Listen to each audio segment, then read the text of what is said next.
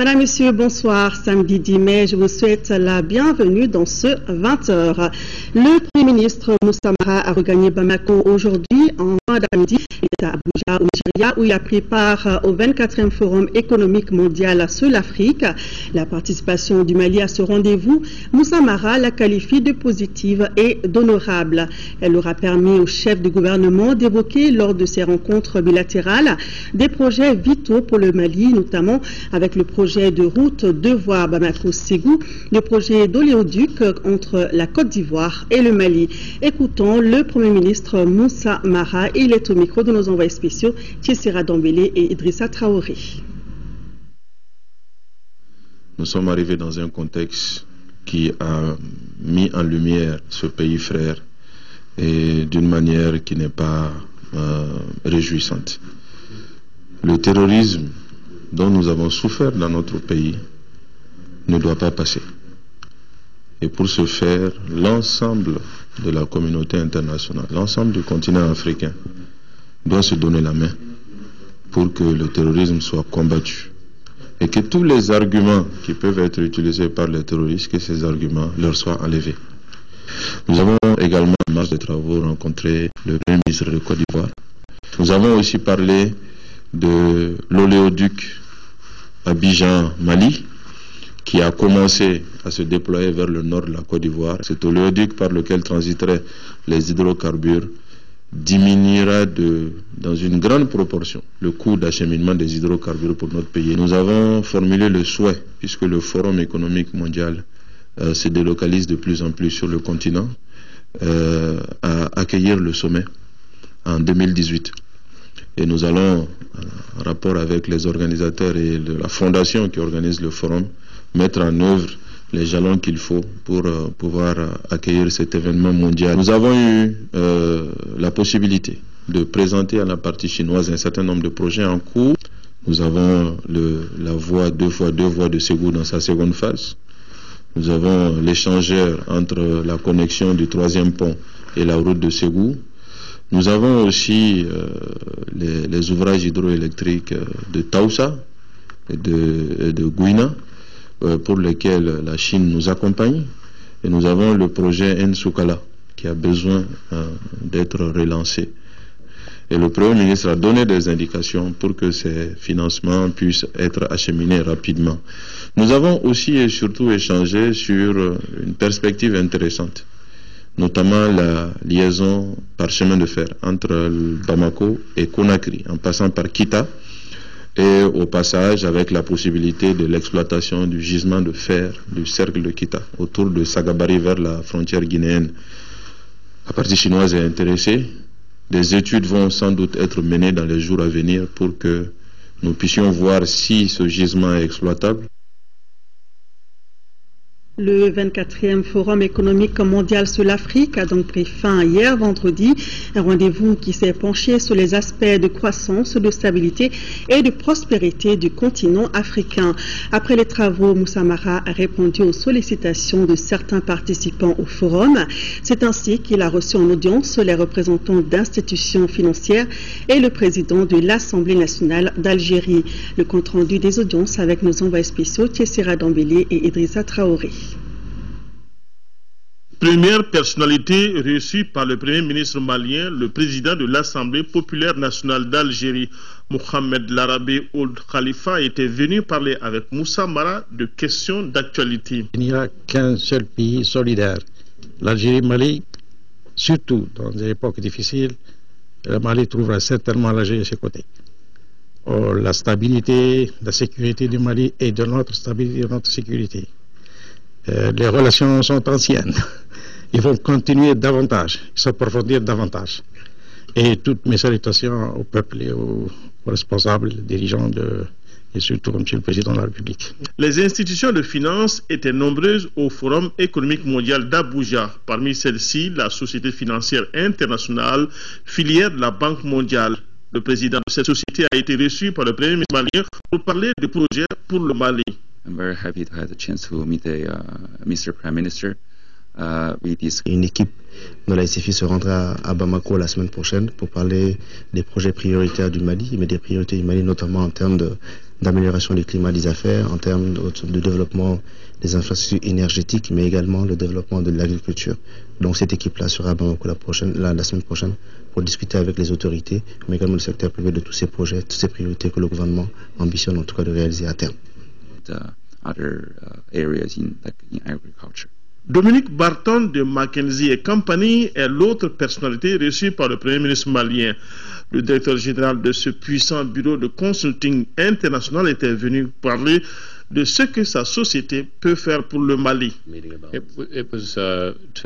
C'était pour comprendre un peu les opportunités, le plan du Mali, les priorités de monsieur le Premier ministre et du gouvernement, et aussi de voir comment nous, comme McKinsey, pouvons aider le pays à attirer les investissements et à transformer le pays. Pas une minute de perdu à Abuja, une véritable course contre la montre pour attirer plus d'investisseurs, plus d'appui technique et financier et aider l'économie malienne à redécoller. Restons au Nigeria. Le Premier ministre a profité de son séjour à Abuja pour rencontrer les Maliens vivant dans le pays. Ceux-ci n'ont pas manqué de soulever leurs préoccupations. Le compte-rendu de la rencontre avec nos envoyés spéciaux. Les Maliens de l'extérieur face à des autorités maliennes, des occasions rêvées que l'on ne rate pas, et les Maliens de Lagos ont su saisir l'occasion qui leur a été offerte. Ils ont tenu à échanger avec le Premier ministre et sa délégation. Au menu, leurs préoccupations qui ont pour nom tracasserie dans leur pays d'accueil en relation avec la situation sécuritaire actuelle, mais aussi ce qu'ils appellent les tracasseries douanières et policières sur le chemin de retour au pays natal. Selon les différents intervenants, à la différence des pays qu'ils traversent, la traversée du Mali de la frontière à l'intérieur du pays leur coûte cher. De ces échanges jaillira la lumière. Le Premier ministre et sa délégation ne nient pas qu'il y a des tracasseries, mais les incompréhensions et la méconnaissance des procédures sont souvent source de problèmes lors des voyages. Moussa Mara donnera des conseils à ses compatriotes tout en insistant sur certains points. C'est de demander aux Maliens du Nigeria d'aider le Nigeria. Il faut respecter les règles du Nigeria. Aider les autorités du Nigeria à combattre ce fléau du terrorisme. Ne prêtez pas le flanc à ça. Tout ce que vous pouvez faire pour aider ce pays frère et ami, il faut le faire. La deuxième chose, c'est que nous allons nous employer à faciliter vos voyages vers le Mali. D'abord en vous donnant toutes les informations appropriées sur ce à quoi vous avez droit, sur ce qu'il faut respecter. Et on vous demande en contrepartie de ne pas prêter le flanc à la corruption. Quand vous êtes en règle, il faut refuser de corrompre. Il faut être sur vos droits. Et nous allons laisser des contacts pour qu'en cas de difficulté à tous les niveaux, vous puissiez joindre directement les autorités à Bamako. On va se donner la main pour aussi faire en sorte que la route vers Bamako, vers nos villes, à partir de l'extérieur, soit débarrassée de toutes les tracasseries inutiles. On va faire le maximum dans ce sens-là. Et nous vous demandons en retour de continuer à travailler pour aider le pays. Ceux qui ont des projets, essayez de les réaliser au Mali. Les différents départements ministériels seront informés et des démarches sont envisagées pour expliquer aux Maliens de l'extérieur les formalités à remplir pour éviter les problèmes. Cette démarche sera utile non seulement pour les commerçants, mais aussi pour les opérateurs économiques maliens et nigérians, de même que pour ceux qui vont en vacances au Mali. Signalons que l'ambassade du Mali a enregistré 10 420 Maliens au Nigeria. Je rappelle que le Premier ministre est rentré à Bamako cet après-midi. Les acteurs impliqués dans la gouvernance de la sécurité au Mali ont échangé leurs expériences sur la gestion de la sécurité au cours d'un forum. Pour bien remplir leur mission, ils recommandent l'inventaire des armes légères en circulation dans le pays, ainsi que l'application de la Convention de la CEDEAO sur la circulation des armes légères. La clôture du forum a eu lieu en présence du ministre de la Décentralisation et de la Ville, Ousmane Sy. Reportage de Mamari Kone. À la lumière des débats autour de 4 thématiques, les participants à ce forum multi-acteurs sur la gouvernance de la sécurité sont parvenus à la nécessité de la synergie d'action à tous les niveaux. Ils ont ainsi recommandé l'inventaire des armes en circulation dans les villes et campagnes, l'application de la Convention de la CEDEAO sur la circulation des armes légères. Il a été constaté que les armes prolifèrent réellement, mais il faut qu'il y ait une intensification dans la lutte. Il a été dit aussi que le Mali seul ne pourra pas faire la lutte. Il faut que la sous-région soit impliquée et que les communautés à la base soient fortement impliquées. Les préoccupations et recommandations formulées lors de ce forum seront prises en compte dans le cadre de la réforme du secteur de la sécurité. Mieux, elles devraient aider le commissariat au développement institutionnel. Nous avons pu voir quelles sont les attentes, n'est-ce pas, de nos compatriotes pour les questions de sécurité. Et les attentes en question doivent être traduites en action, n'est-ce pas, par le ministère de la Sécurité. Le CDI est le lieu où toutes les grandes réformes institutionnelles indispensables au bon fonctionnement de l'État et des autres institutions est pensé. Je crois que toutes les idées que nous discutons ici, ça sert aussi à alimenter les réflexions de l'équipe du CDI. À noter que le forum était placé sous le parrainage du commissariat au développement institutionnel avec l'appui du service de coopération et d'action culturelle de l'ambassade de France au Mali. Il a bénéficié du soutien de l'Alliance pour refonder la gouvernance en Afrique. Les parlementaires sont à l'école de la gouvernance démocratique par l'utilisation des technologies de l'information et de la communication. La session de formation est une initiative de l'Institut national démocratique NDI pour justement les appuyer dans la communication directe et interactive avec les citoyens. Moussa Fani. Le Parlement est l'un des piliers de la démocratie. Un accent particulier doit donc être mis sur sa stratégie de communication. C'est pourquoi l'Institut national démocratique, NDI, vient d'initier une session de formation à l'intention des députés autour de l'utilisation des technologies de l'information et de la communication TIC appliquées au fonctionnement de l'institution parlementaire. La formation vise aussi la maîtrise des fonctions législatives par les représentants de la nation à l'hémicycle.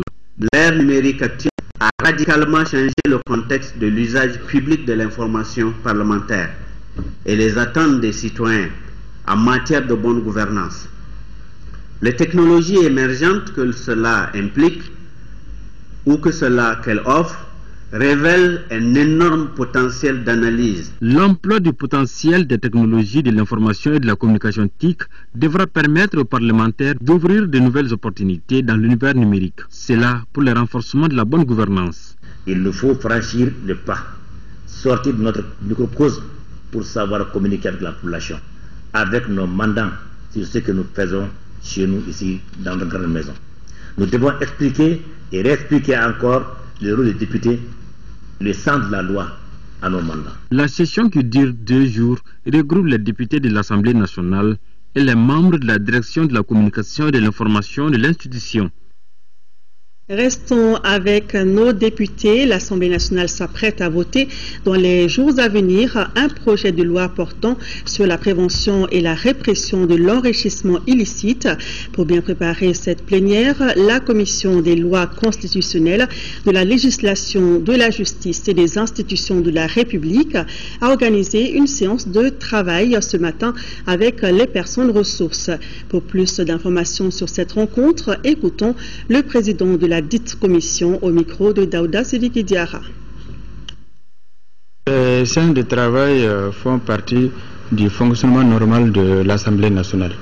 Une fois que l'Assemblée nationale est saisie d'un projet de texte, à l'issue de la conférence des présidents, le président de l'Assemblée transmet ce projet de texte à la commission technique chargée d'étudier ce projet de texte. Donc nous avons constaté que les gens ne voient que les plénières de l'Assemblée. Mais avant les plénières, il y a un travail de fond qui se déroule au niveau des commissions techniques. Par exemple, au niveau de la commission de loi, toutes les grandes lois passent par là. Donc, avant d'arriver à la plénière, nous identifions une liste de personnes et ressources, de structures, suivant les domaines d'intervention. Nous faisons un calendrier, nous élaborons des questionnaires que nous envoyons à ces personnes et ressources. Et aux dates indiquées, ces personnes ressources répondent aux invitations de la commission. Nous avons reçu le syndicat autonome de la magistrature, les ordres professionnels, avocats, huissiers et autres. Hier, par exemple, c'était le procureur chargé du pôle économique, c'était la direction générale des marchés publics, ainsi de suite, et ça va continuer. Les personnes que vous venez de rencontrer, est-ce que ces personnes ont des soucis par rapport au projet de loi? Il y a des soucis qui ont été exprimés par-ci, par-là, et nous cherchons à savoir, en tant que représentants du peuple, nous examinons ces soucis, nous demandons des techniciens de droit, est-ce que c'est conforme, est-ce que ça va dans l'intérêt du peuple? Et les soucis principaux, c'est surtout par rapport à la catégorie de personnes assujetties à la déclaration de leurs biens. Il y a toute une liste, certains estiment que la liste est assez longue, certains estiment que non, on ne devait pas mettre telle catégorie de personnes, ainsi de suite. Il y a un organe central de lutte contre l'enrichissement illicite qui est prévu dans ces nouveaux projets. Certains estiment que ce serait une structure de trop. Certains estiment que non, bon, si elle est bien gérée, elle peut avoir sa place. Donc, il y a également un autre souci qui a été exprimé. La déclaration des biens va au-delà de la personne elle-même. Le ministre de l'Équipement et des Transports a lancé ce jour les travaux de la route Kenyeba-Fadougou-Faléa, une route qui devrait aider à désenclaver les 12 communes rurales de Kenyeba. Mamadou Hakim Koumaré était accompagné d'une forte délégation d'experts, de contrôleurs des routes et des élus de la nation. Envoyés spéciaux, Mariam Sagara et Aliou Touré. L'un des plus grands rêves des 21 villages de la commune de Faléa se réalise enfin. Le ministre Koumaré a procédé au lancement des travaux du tronçon Kenyeba-Fadougou-Faléa, frontière guinéenne de la RN2, et la mise en eau du bac. Un enjeu gouvernemental qui sortira 17 000 habitants de l'obscurantisme, de la pauvreté et de l'enclavement. Cette route, on aurait pu la faire depuis longtemps. C'est comme pour nous, on avait mis la charrue avant les bœufs. On a mené le bac depuis 2005 et on est en 2014. Uniquement, on n'a pas pu le faire parce que la route d'accès de Kenyeba au lieu où le bac doit être n'était pas faite. On aurait dû commencer par ça. C'est pour ça que nous avons mis dans la priorité du département et selon les vœux du président de la République, dans le cadre d'accélérer le désenclavement, nous avons mis la priorité pour mettre le bac à Faléa et la population de Faléa, vous les avez vus, quel bonheur. Cette commune, complètement coupée des autres localités pendant l'hivernage, aura désormais des voies d'accès toute l'année. Un espoir qui n'a pas laissé les populations indifférentes. Nous sommes très heureux de l'excellente nouvelle de la construction de la route Kenyeba-Faléa via Fekola et sa praticabilité en toute saison. La mise en eau du bac, bien sûr précédée par l'aménagement de la voie d'accès et l'acheminement du bac au fleuve. On pense que c'est déjà une grosse épine de moins et une victoire vraiment pour le service de l'équipement des transports et bien sûr pour nous autres en tant que représentants du peuple qui voient vraiment les préoccupations des populations être prises en compte sur le champ, surtout quelque chose qui a duré pendant au moins 10 ans et qui n'en est rien de temps. Là, on s'en le bac qui relie Faléa à Kenyeba a été livré à la commune de Faléa au cours du Conseil des ministres depuis 2005. C'est cette année qu'il quittera le magasin des TP de Kenyeba pour les eaux de Faléa. Et demain, Mariam Sagara reviendra sur d'autres aspects de cette mission du ministre Mamadou Hakim Koumaré. Véhiculer l'information sur la moralisation des examens à partir de cette année et échanger avec les acteurs et partenaires sur les problèmes de l'école en première région, ce sont entre autres les raisons de la mission du ministre de l'Éducation dans certains cercles de CAI. Au cours de cette mission, Togola Jacqueline Marinana a partagé ses ambitions avec les décideurs en vue de redonner au système éducatif toutes ses qualités. Envoyés spéciaux, Mamouro Sidibé, Bakouyaté. De Kenyeba à Bafoulabé en passant par Kita, Les problèmes de l'école sont identiques. Insuffisance des salles de classe avec son corollaire d'effectifs pléthoriques, insuffisance des personnels enseignants bien formés, manque d'eau potable dans certaines écoles, laboratoires mal équipés, on en oublie volontiers. L'école malienne est bien malade, il faudrait une synergie d'action pour la guérir, dira Madame le ministre de l'Éducation. Le programme intérimaire que le département a élaboré en attendant le prochain PRODEC prend largement en compte le volet formation et la construction d'infrastructures. Je voudrais également dire un mot sur les prochaines évaluations, leur gestion. Les collectivités, à travers les maires, les conseillers de cercle, sont tous impliqués dans leur organisation.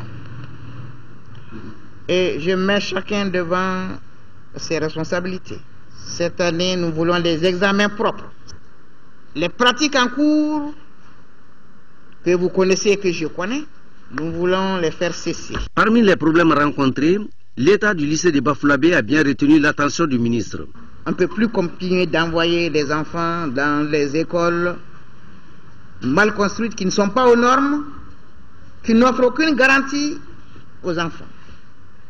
En rappelant aux acteurs la gestion de l'école en mode décentralisé, le ministre a mis les collectivités et les CGS devant leurs responsabilités. Je m'engage au nom de la mairie et au nom de la municipalité pour les petits problèmes dont l'électricité, l'eau et l'électricité, ça c'est des problèmes que nous pouvons trouver leur solution au niveau de la mairie. Dans la capitale de l'Arachide, Madame Tokola Jacqueline Marie Nana a remis un carton de jouets au jardin d'enfants Les Papillons avant de visiter l'Institut de formation des maîtres en chantier de construction. Le ministre de l'Enseignement supérieur et de la Recherche scientifique s'engage lui aussi pour une école malienne plus studieuse et performante.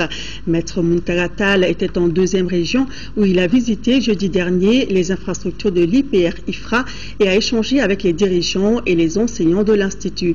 C'était pour voir comment améliorer les résultats et les capacités de la dite école. ORTM Koulikoro, Brahima-Kone. En visitant les laboratoires, le campus et autres infrastructures de l'IPR-IFRA, le ministre de l'Enseignement supérieur et de la Recherche scientifique veut s'enquérir des difficultés auxquelles cet institut est confronté. L'IPR-IFRA est perçu comme un modèle à travers résultats et capacités opérationnelles en matière de formation et de recherche. Ses responsables se félicitent de ne pas connaître d'année académique tronquée. Nous sommes le premier et pour le moment le seul établissement d'enseignement supérieur au Mali exclusivement dédié à la formation agro-silvopastorale. Donc tout a commencé en 1965 avec 2 cycles de formation, cycle technicien et cycle ingénieur. Ma visite m'a permis de tirer 2 conclusions. La première, c'est qu'il y a des problèmes au niveau de l'école du Mali. Ici comme ailleurs, il y a des problèmes d'infrastructure. Mais la seconde conclusion, c'est que l'école malienne a aussi ses succès. Nous avons vu ici des chercheurs, des enseignants absolument dédiés à leurs tâches. Des laboratoires qui fonctionnent correctement. Mais tout cela procède de 2 choses. La gestion en bon père de famille d'une part et aussi la volonté de faire de l'école du Mali un centre d'excellence. Après la visite des locaux, le ministre Tal a tenu une réunion avec les dirigeants et les enseignants de l'IPR-IFRA. C'était une occasion de parler des conditions de vie et de travail du personnel et de présenter l'établissement.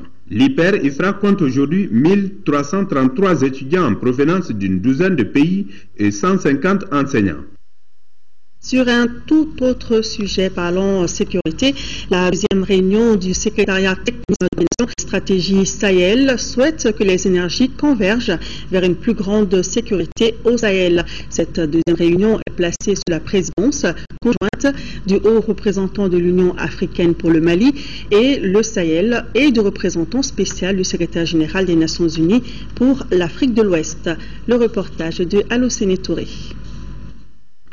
Comment réussir à mettre en commun les moyens des États et de la communauté internationale pour endiguer l'exercice auquel s'attaque le secrétariat technique d'appui à la plateforme ministérielle de coordination de grande importance.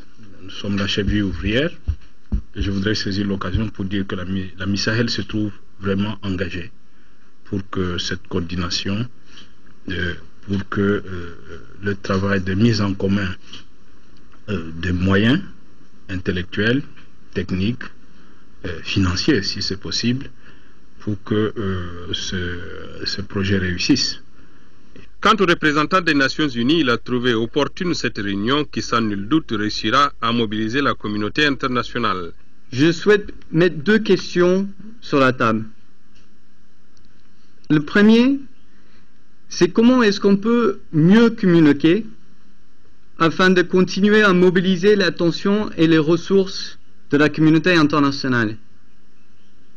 Deuxièmement, comment est-ce qu'on peut fournir le meilleur input stratégique aux plateformes ministérielles d'une façon qui corresponde à la capacité, le mandat et la complémentarité de toutes les organisations présentes ici.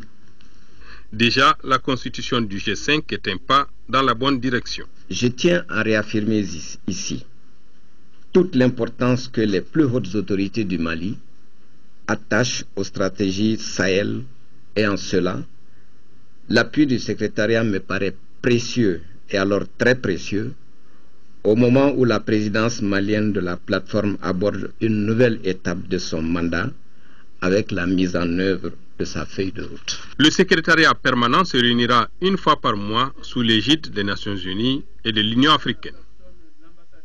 De la sécurité, nous passons à la justice. La coalition malienne pour la Cour pénale internationale souhaite aider le Mali dans sa phase de réconciliation. Tous les crimes commis sur les paisibles populations ne resteront pas impunis. Ces propos sont de la présidente de cette coalition qui a animé une conférence de presse hier au CICB.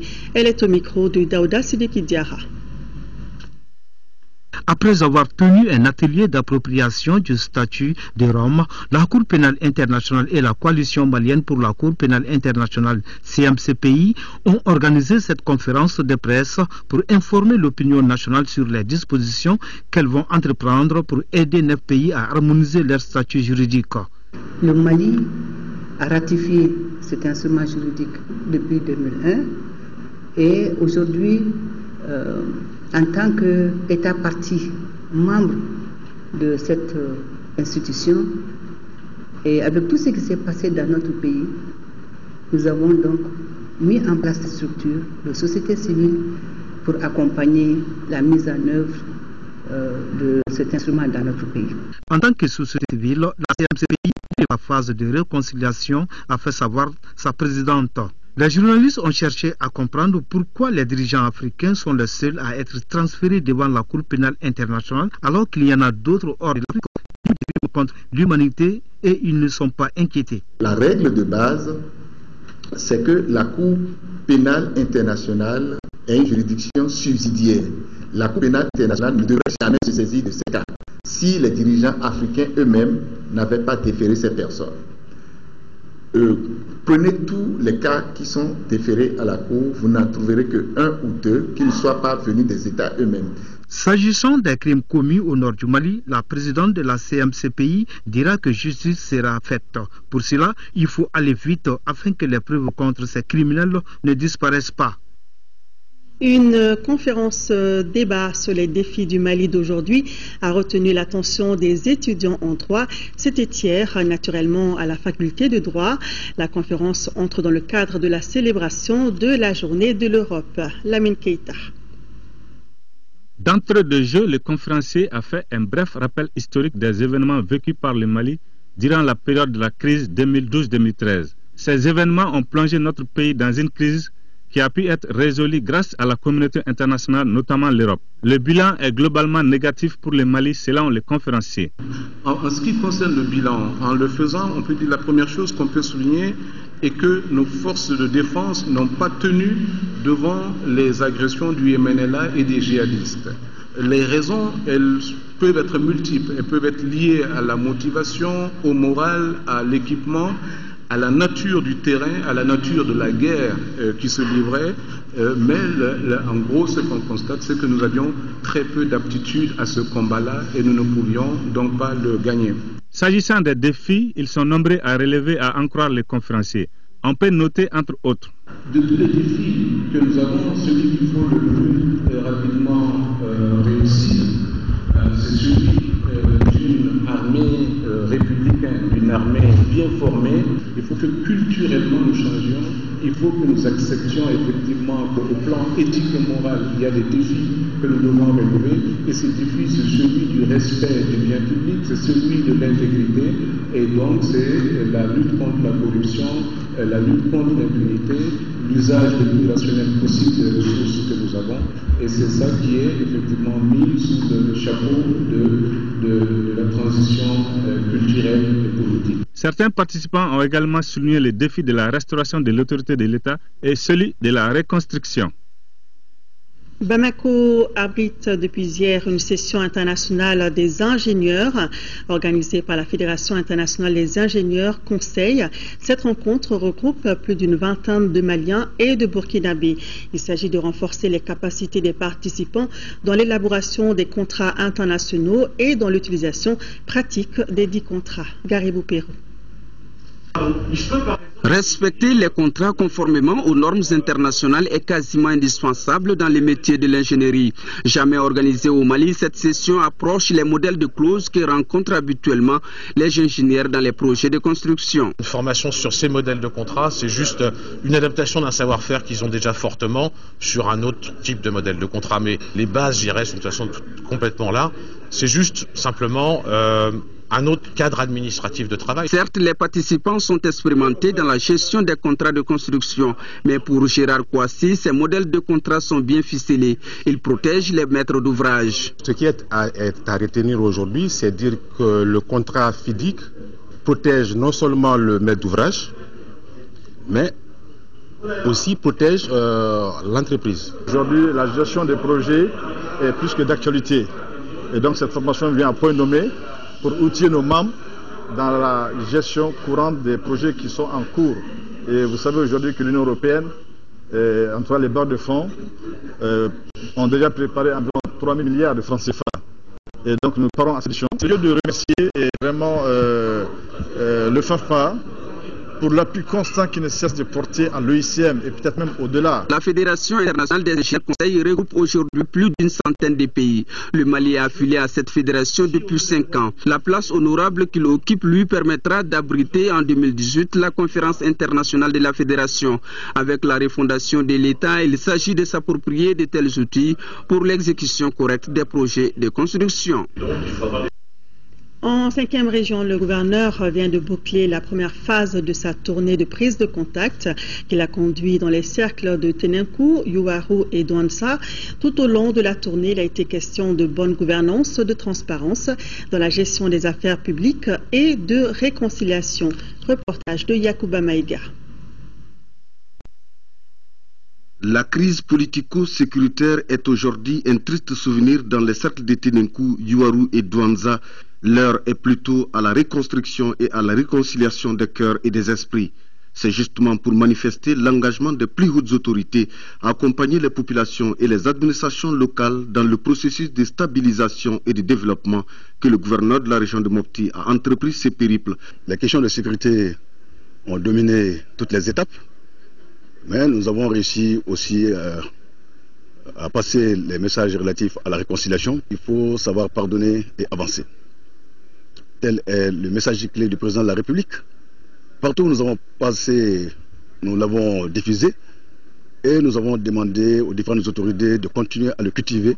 S'agissant de la réconciliation dont il a été surtout question au cours de ce périple, un pas important viendra en la matière, à l'image du cercle de Tenenkou, où plus de 100 familles de nos compatriotes déplacés ont volontairement signé leur retour dans la commune de Kariri en provenance de la Mauritanie. D'autres sont en train de se préparer.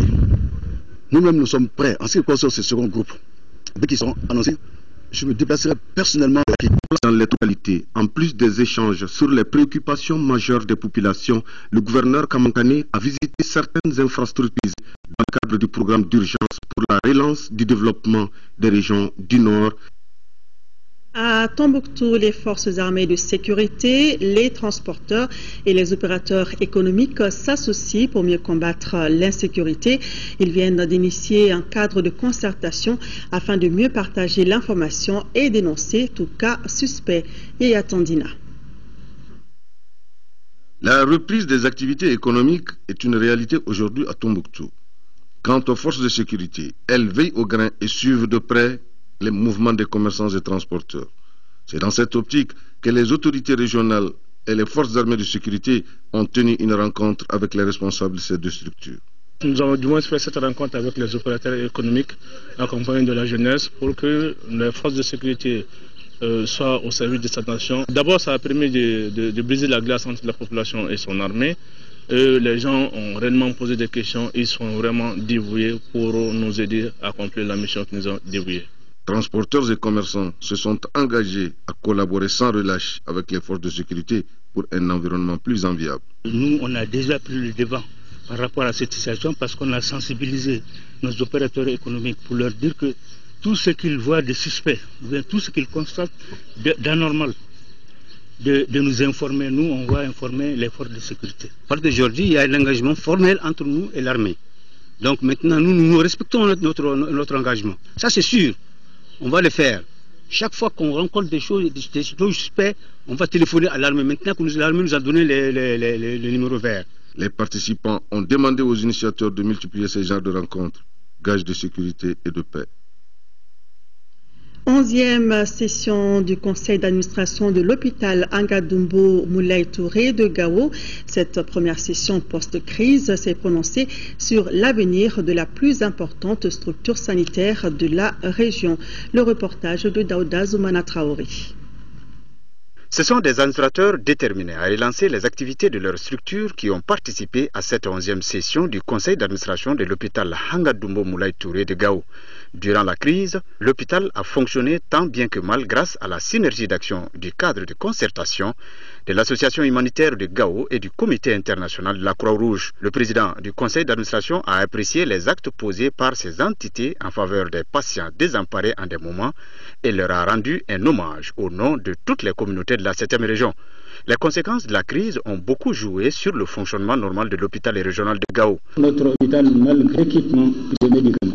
Cet état de lieu non réalisant ne doit pas nous amener à perdre de vue l'importance de cet hôpital, compte tenu de son rôle et de sa place dans l'architecture sanitaire au niveau de la région de Gao.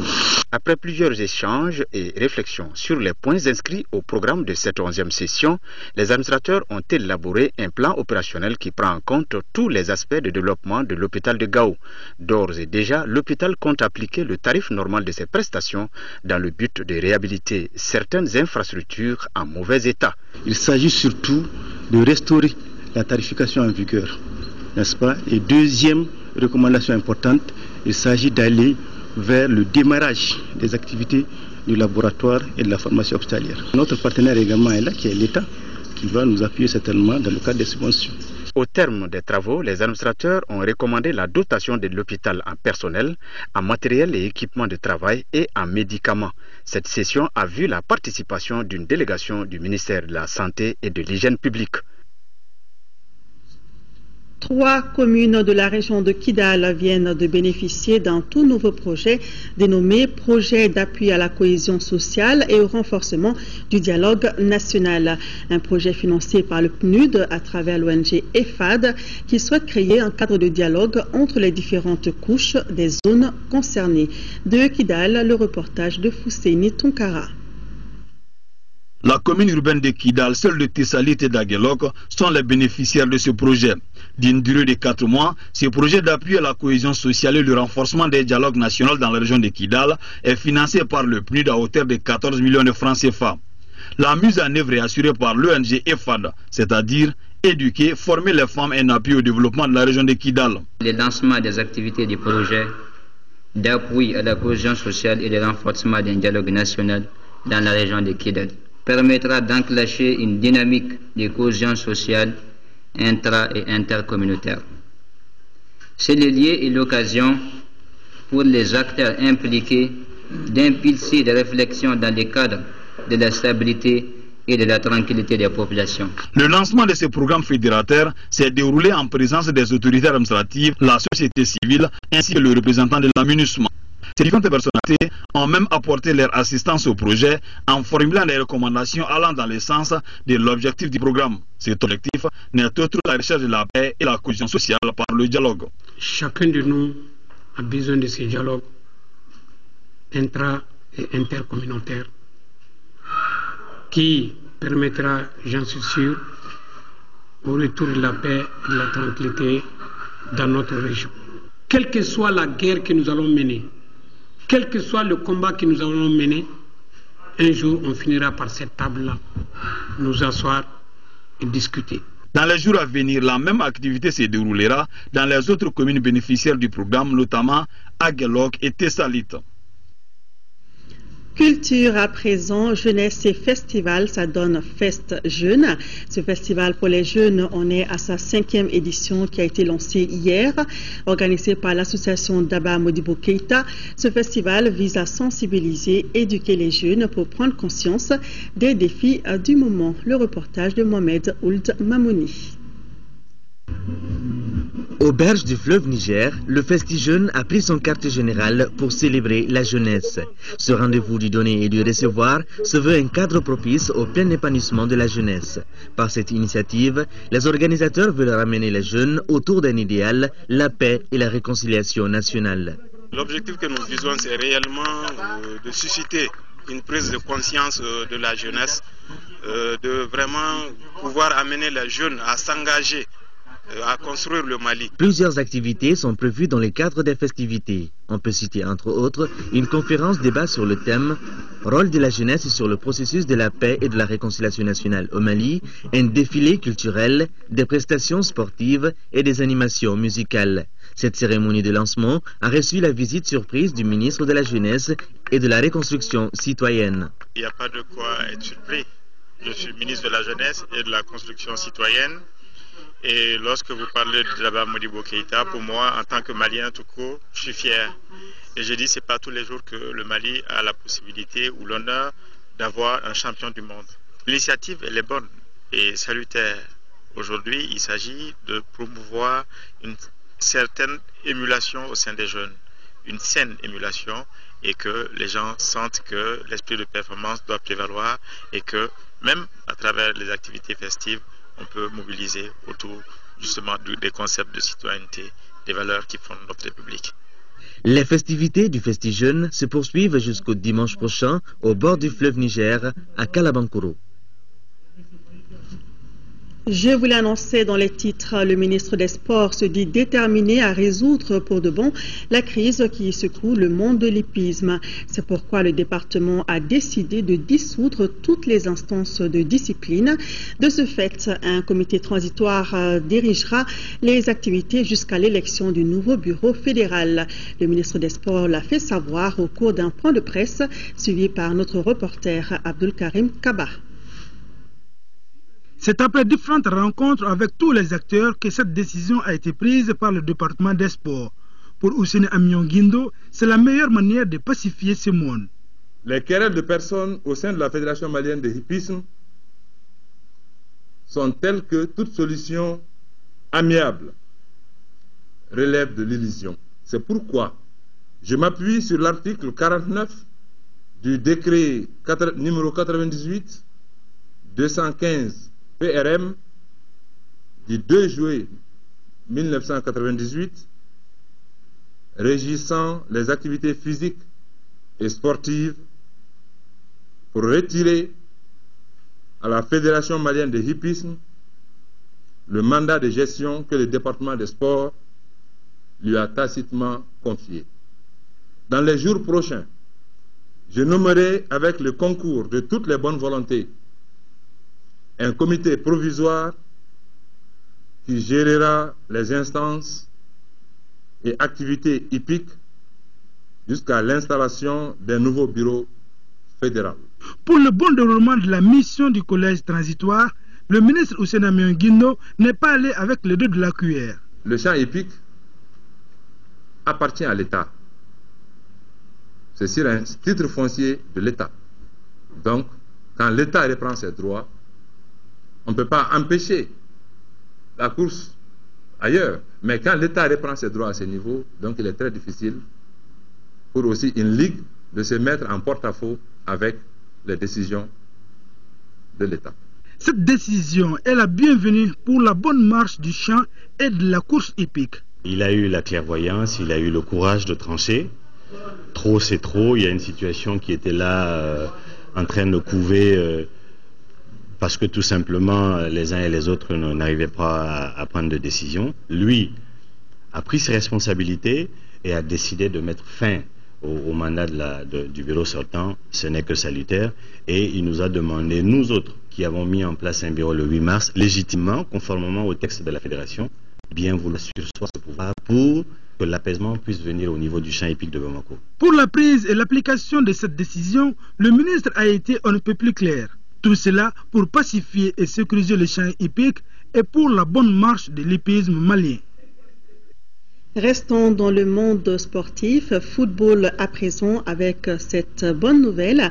Au deuxième tour aller des éliminatoires de la CAN des moins de 20 ans, les Aiglons du Mali ont réalisé une excellente opération cet après-midi à Ouagadougou au Burkina Faso et se sont imposés 3-0 face donc aux étalons juniors du Burkina. Les 3 buts ont été marqués par Saliou Guindo. Le match retour est prévu dans 15 jours ici même à Bamako. Voilà, bravo aux Aiglons. Sur le plan national, toujours en football, championnat national, donc 18e journée, le CSK a battu la Somme 2-1. C'était hier au compte de la 18e journée jouée au stade Omnisport Modibo Keïta. Le reportage de Assa Soumari. Après son nul lors de la 17e journée face à l'AS Real 0-0, le CSK en jaune vient de conforter sa position en dominant l'équipe de Misra 2-1. Pour cette 18e journée, ce sont pourtant les pensionnaires de Misra qui dominent les premières minutes. Les Oranges ouvrent logiquement le score, plus précisément à la 18e minute par le latéral gauche Mamadou Kouita. 1-0 pour la Somme. Les centristes de Salif Keïta vont courir derrière l'égalisation. C'est à 2 minutes de la fin de la pause que Boubacar Keïta marque le but égalisateur pour son équipe. 1 but partout à la pause. Après la mi-temps, des changements s'opèrent de part et d'autre. C'est ainsi qu'à la 64e minute, le nouvel entrant Aboubakar Toungara sera fauché dans les 18 mètres et pénalty pour le CSK. Mamadou Diawara se charge de la conversion. 2-1 pour le CSK qui prend les 3 points. Les centristes renouent ainsi avec la victoire après 2 matchs nuls d'affilée. On avait l'esprit de gagner ce match pour nous relancer dans le championnat. Vu l'objectif qu'on s'est fixé, on s'est dit qu'il ne faut pas perdre un tel match. Donc pour relancer le championnat, il fallait coûte que coûte gagner. Et pour gagner, il fallait égaliser d'abord. C'est des erreurs défensives qu'on a beaucoup écopées, donc on va corriger dans les jours à venir. Et le match était à notre portée. Ils se sont laissés faire, donc je pense qu'il y a eu un manque de concentration et on va travailler, Inch'Allah. Avec cette deuxième défaite de suite, l'AG a 20 points, alors que le CSA monte provisoirement à la 8e place avec 24 points. Demain, 11 mai, cela fera 59 ans que disparaissait Mamadou Konaté, qui a consacré sa vie à la cause de l'émancipation de sa patrie, le Mali. Comme chaque année, sa famille, ses proches et ses compagnons se souviennent. Pour immortaliser sa mémoire, les parents, amis, sympathisants de la famille Mamadou Konaté sont invités à s'associer à la lecture du Saint-Coran qui aura lieu demain, dimanche 11 mai à 16h dans la grande famille Konaté de Bamako. Ce journal s'achève. Merci à vous de nous avoir suivis. Demain à 12h, retrouvez Ibrahima Djambélé dans Actu Hebdo. Ibrahima Djambélé qui recevra donc le directeur général de l'APEJ et le directeur national de l'urbanisme et de l'habitat. Et juste après, vous retrouverez Mohamed Touré pour l'édition de 13h. S'il plaît à Dieu, je vous retrouve dans celle de 20h. Merci de votre fidélité. Passez de bons moments sur l'ORTM.